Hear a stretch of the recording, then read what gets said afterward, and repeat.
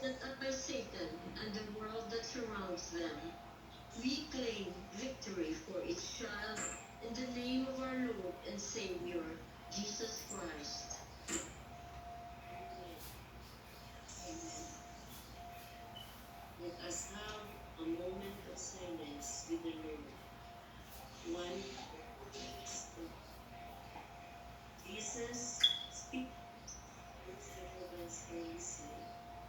Will the Lord put this in your heart?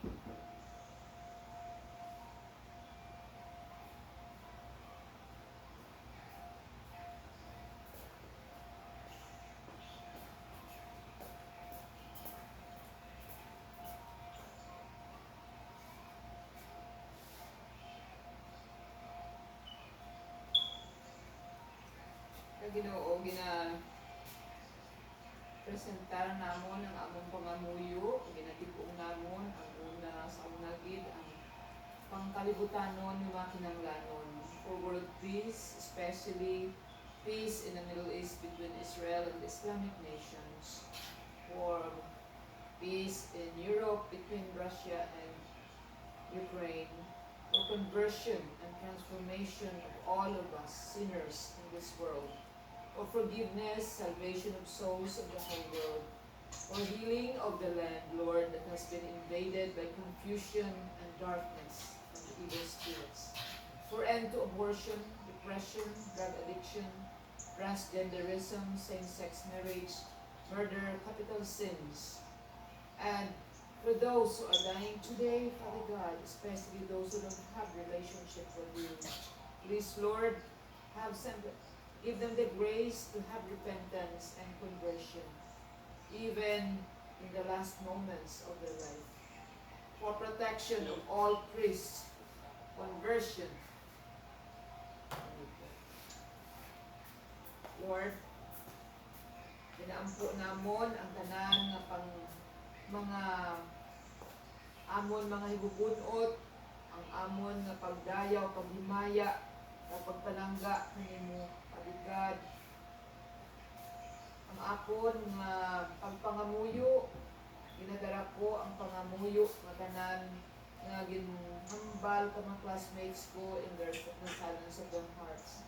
Paligad, ginadugang namon o ginauna gid gani namon ang pangamuyo para sa bilog ng kalibutan, ang kalinungan sa Middle East, sa Europe, sa conversion and transformation of sinners, forgiveness, salvation of souls of the whole world, including those that are purgatory, for end to abortion, depression, drug addiction, Lord, that is really hurting and destroying America.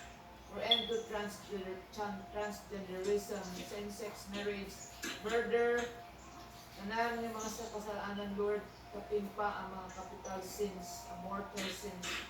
Sa pangayoan namon patawad, amay ko, may namon. Ang mga mapatay tulad ng adlaw, ang nagatutang bumatayon, na marayo kanimo, Lord, na waay itilasyon kanimo, ginaampo namon. Kabay pa, nga kapatawad mo sanda, even to the last minute of their life. Inaampo namon ang tanan ng mga kaparian, alin sa Santo Papa, at to the last priest, to the missionaries, to the nuns, to the catechists, nga kabay ka, Lord, nga sigiyon nanda ang pagtudlo, kapag tuo, ang gusto, pag ang kamaturan, nga bibili mo para namin, for the protection of the church, and for the protection of those holy priests, especially, Lord, the holy priests are still with us and tending us with righteousness. Inampo na namon, Lord, ang mga pari, kaparian na nagtalang. Kabay pa, mahugasan mo sa pamili na dugo na Yesu Kristo. Huwag ibalik sa husto nga dalan. Lord, ginaampo namon si Dana Alicer kag si Amilcar Lura. Kabay pa, Lord, gipadayunon mo gid. Reveal yourself to them, even they are not able to do what they have been doing before. Especially for Dana Alicer, who is still unconscious after surgery. And also, Lord, continue to heal Hamilcar, Lord, as he is starting to be revived and recover, Lord. Kabay pa, Lord, nga ay mga trace of motor deficits, nga ay mga diferensya ng pag-ayan. Si Aimee Luis Hamulin, padayon namon sa pagtig-ong Lord, kabay pangabuligan mo sa na-review by sending her the Holy Spirit to, that she can absorb and find all the answers, the right answers to the questions when the right time comes. And give her the grace, Lord, to pass the board exam in August. Inampo namon sa pagpadayon ang pag-ayad ni Elena and Efren Porras from respiratory issues. Sinubiba mo sa rapid Damon, Lord, the swelling of her feet, and for losing weight, Lord, and tanan nga medical conditions. Ginampo namon para kay Bing. Lord, kabay pang padayunon mo, na tuytuyan gid nga magsimba, perme, with her family. Ginampo namon si Tiray nga may birthday this weekend. Kabay pa, Lord, nga padayunon mo, give her a long, happy, healthy, anointed life. And continue, Lord, please, to bless her missions ministry with her husband. Also, Lord, ginaampo namon ang tanan namon nga may mga classmates namon nga tanan namon nga mga classmates nga may ginabatyag, nga may masakit, cancer, diabetes, kidney problems, Lord, tanan nga mga may problema sa health issues, Lord, ginaampo namon kabay pa na touch them and heal them, Lord. We know that you are the healer, Lord Jesus. So please manifest your glory, show your glory to those who are in need of healing, spiritual, physical, mental, and emotional healing. Lampo namon ang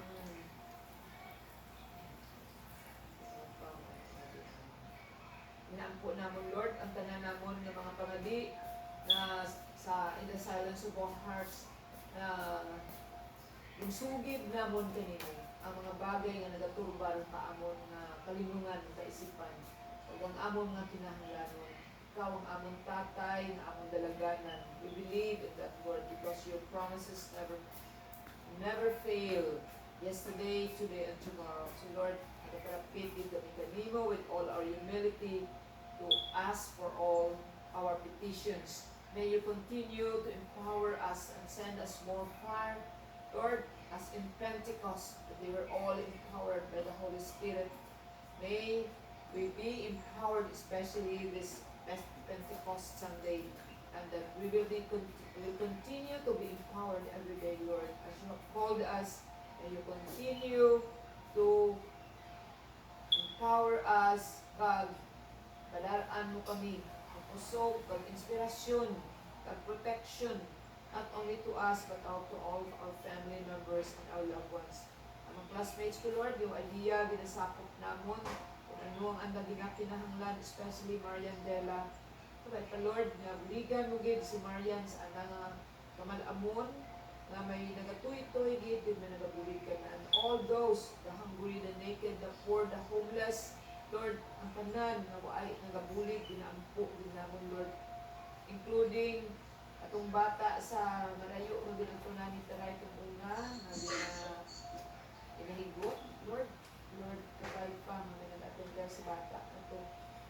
Kabay pa, Lord, nasa rumaan, diya duman kami. For the Philippines, give them a good rest, Lord, a restful night with your archangels to guard them and their whole families. Pag kami diya, Lord, sa US, kabay pa, it will be a good day for us with the Holy Spirit. Lord, as your intercessors, we ask that you continue to anoint us with your precious blood. Tanan-tanan kami, Lord, diya kami, ang idea, inaampo, ginamon, Lord, kabay pa, you will form a hedge of protection around us, anoint us with the blood of Jesus Christ, and seal us that nothing, nobody, no evil spirits, no bad circumstances can harm us spiritually, physically, mentally, and emotionally. Lord, ikaw na dyan maaram, kanamon, imo, nga mga adopted children. We love you so much, Father God, Lord Jesus, Holy Spirit, Mother Mary, Saint Joseph, and our guardian angels. be with us. In Jesus' mighty name we pray. Lord, hear our prayers and petitions. Thank you very much, Father. Amen.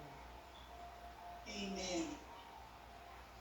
Jesus, thank you so much for you have given us this moment of silence to be with you. We trust everything to you. Take control. Thank you, Jesus. Amen. Amen.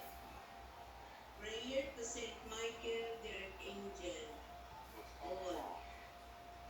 Saint Saint Michael, Michael, the the Archangel, Archangel, defend us in battle. be Be our protection against the wickedness and snares of the devil. May God rebuke him. We humbly pray. pray.